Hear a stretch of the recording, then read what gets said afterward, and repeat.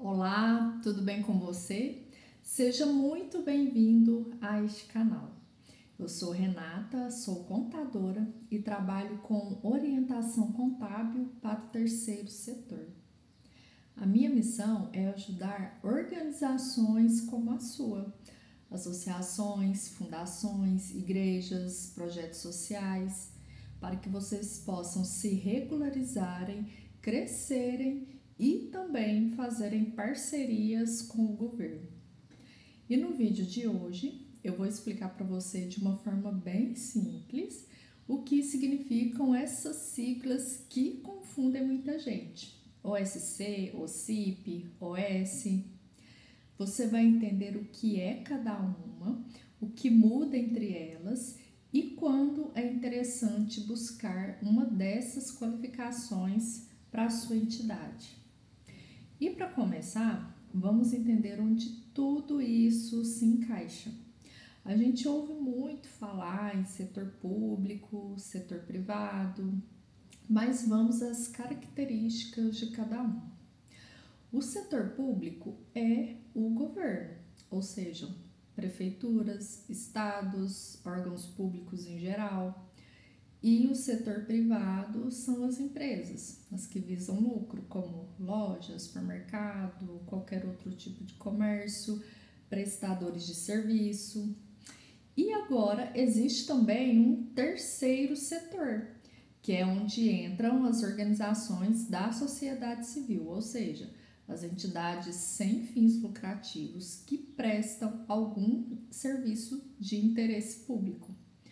Esse serviço pode ser na área de saúde, na área de educação, na área da cultura, proteção ambiental, direitos humanos, enfim, são organizações que não visam o lucro, mas buscam um impacto social. E olha só que interessante. Essas organizações muitas vezes fazem o que o Estado não dá conta de fazer. E é por isso que elas também podem trabalhar junto com o governo, oferecendo serviços à sociedade. Mas aí é que entra um pequeno detalhe. Como é que se formaliza essa parceria? É aí que aparecem as tais OSC, OCIP, OS. Mas vamos começar do início. OSC. A OSC significa Organização da Sociedade Civil. Esse é um termo mais amplo. Toda entidade privada sem fins lucrativos que atua com interesse público já pode ser considerada uma OSC. Sabe aquele projeto social do seu bairro, associação de moradores ou aquela ONG que atende famílias e crianças em situação de vulnerabilidade? Tudo isso pode ser chamado de OSC.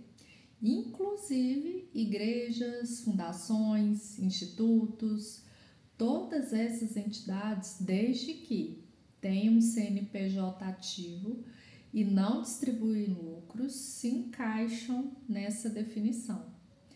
Mas ser uma OSC não significa automaticamente que você pode receber verba pública e nem firmar um contrato com a prefeitura, por exemplo. Para isso, existem dois caminhos.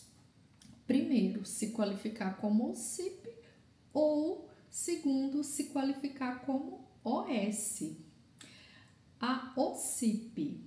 OCIP significa Organização da Sociedade Civil de Interesse Público. E para se tornar uma OCIP, a sua entidade precisa fazer um pedido formal ao Ministério da Justiça. Mas qual é a vantagem de virar uma OCIP? Com essa qualificação, a entidade ela pode firmar o chamado termo de parceria com órgãos públicos, ou seja, ela pode executar projetos utilizando recursos públicos, desde que tenha tudo organizado e preste contas corretamente. É como se fosse um selo de confiança.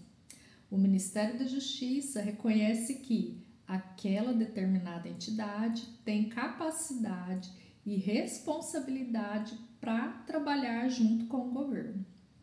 E isso atrai não somente o poder público, mas também empresas e fundações privadas que querem doar com segurança. Mas nós temos um ponto de atenção. Para conseguir se qualificar como OCIP, a entidade precisa estar com toda a documentação correta, ou seja, precisa ter um CNPJ ativo na Receita Federal, precisa ter um estatuto social compatível com a atividade que será executada, precisa prestar contas corretamente, precisa elaborar relatórios de atividades e também ter uma diretoria formalmente aceita com a documentação devidamente registrada em cartório. É uma qualificação que exige organização, mas pode abrir portas para captação de recursos e parcerias sérias. Agora nós temos também a OS, que é Organização Social, que é um passo um pouco mais técnico. Essa qualificação são para entidades que querem assumir diretamente a gestão de serviços públicos, como gestão de hospitais, escolas, museus, centros culturais. Ao contrário da OCIP, que faz projeto em parceria, a OS assume a responsabilidade por toda a estrutura pública. E para isso, ela firma com o governo um contrato de gestão, que tem metas, prazos e indicadores de desempenho. Como, por exemplo, uma OS pode administrar um hospital público, como nós temos alguns casos aqui na cidade de Uberlândia.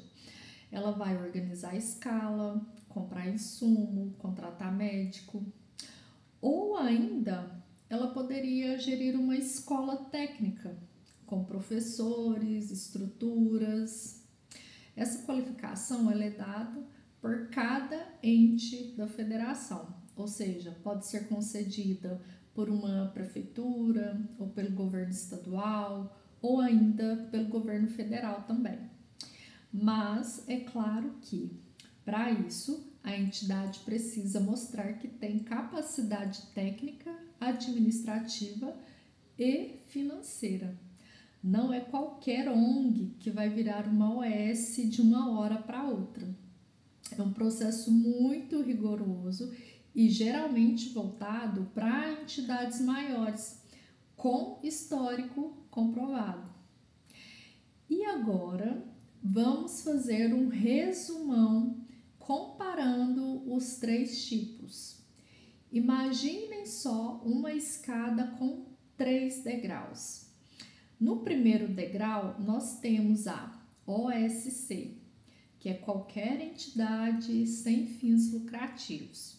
Ela pode fazer ações sociais, prestar serviços gratuitos à comunidade, captar doações, mas não tem ainda autorização para fazer parcerias formais com o governo. No segundo degrau, nós temos a OCIP, ou seja, uma OSC qualificada pelo Ministério da Justiça. Ela pode firmar termos de parcerias, captar recursos públicos, desenvolver projetos mais robustos, mas requer uma estrutura contábil, estrutura jurídica e também prestação de contas. E no terceiro degrau, nós temos a OS, que é a entidade qualificada para gerir diretamente serviços públicos. Ela assina um contrato de gestão e precisa ter toda a estrutura e capacidade comprovada. Cada uma dessas etapas exige mais responsabilidade e a escolha depende do objetivo da sua entidade. Você quer só atuar na comunidade? Então, a OSC já seria suficiente. Você quer crescer, captar verba pública? Então, busque uma qualificação como o CIP. Quer assumir um serviço público diretamente? Então, talvez a OS seja o caminho certo. Se você chegou até aqui, parabéns!